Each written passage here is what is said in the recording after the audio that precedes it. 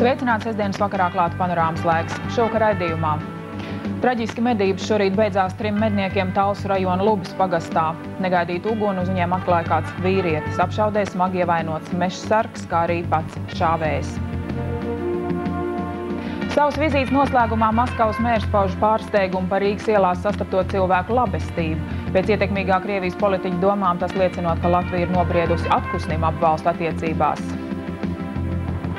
Vairāk nekā 100 mazdārziņu īpašnieki protestējot pret viņu izdzīšanu uz Kansas ielas teritorijas izveido ugunsloku. Tautas kontrole ziņo, ka lietojot novājēšanas tabletes kādai Skrundas iedzīvotājai pasliktinās veselību, bet svars nekrītas ne par gramu.